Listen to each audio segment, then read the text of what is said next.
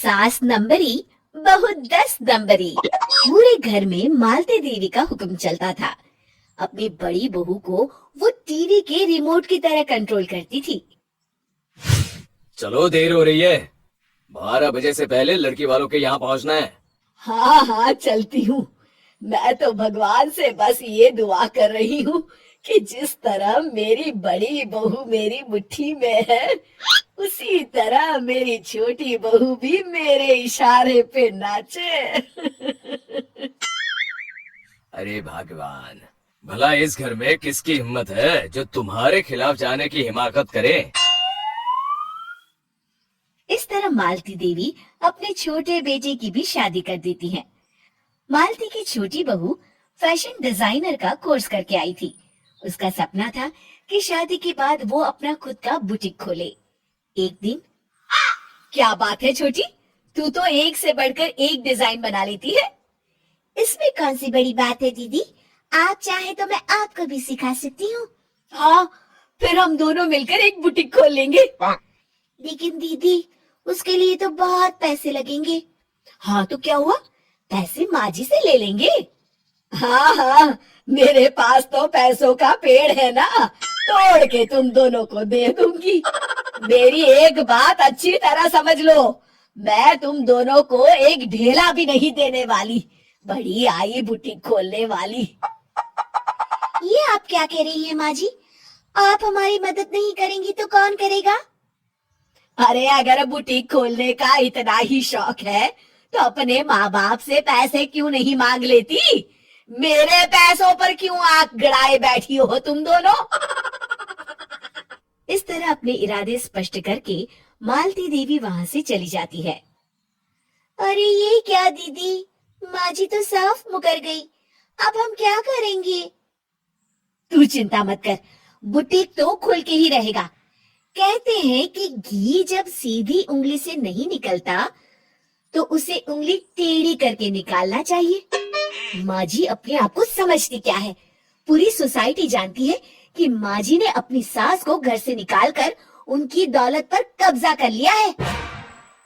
हाँ दीदी, अब तो जैसे को तैसा करना पड़ेगा। फिर दोनों बहुएं मिलकर एक साजिश रचती हैं। एक दिन, अरे नालायक, जरा ठीक तरह से पैर दबा, बिल्कुल मजा नहीं आ रहा। खाने पीने में तो कोई कसर नहीं छोड़ती।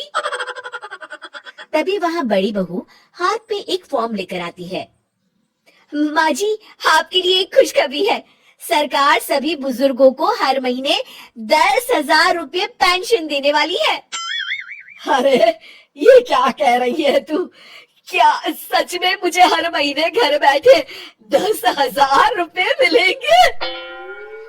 हाँ माँ जी, दीदी सच कह रही है। कल टीवी न्यूज में इस बारे में बता रहे थे।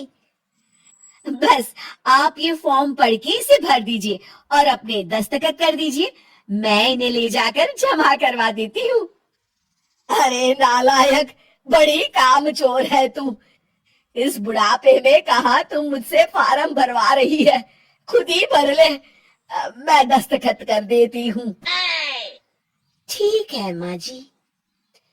फिर बड़ी बहू बड़ी चालाकी से फॉर्म के पन्नों के बीच प्रॉपर्टी के पेपर छिपा कर रख देती है और उन पर मालती देवी के दस्तखत करवा लेती है।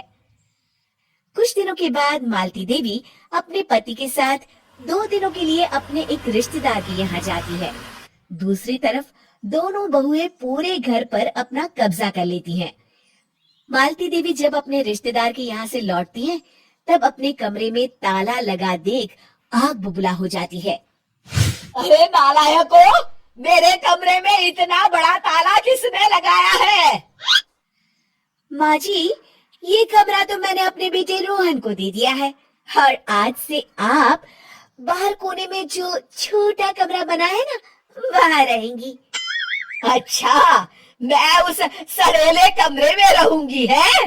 तेरी ये कहने की हिम्मत भी कैसे हुई? और मेरी इजाजत के बिना मेरा कमरा देने वाली तू होती कौन है? लगता है तू भूल गई, इस घर की मालकिन मैं हूँ। तभी वहां छोटी बहू आती है। अरे माँ जी, आप इस घर की मालकिन नहीं है। अब इस घर की नई मालकिन हम दोनों बहुएं हैं।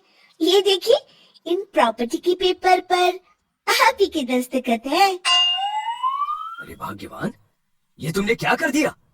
दस्तखत करने से पहले एक बार ठीक से पढ़ तो लेती।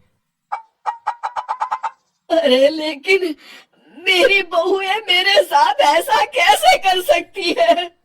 अरे तो इसमें कौन सी अचरज की बात है? तुमने भी तो अपनी सास को घर से बाहर निकाल दिया था। टूटा फूटा ही सही, शुक्र करो कि इन दोनों ने कम से कम हमें रहने के लिए कमरा तो दिया। तुमने तो अपनी सास को वो भी नहीं दिया था। आज समझ में आया, जैसी करनी वैसी भरनी। चलो, अपना सामान उठाओ और चलते हैं।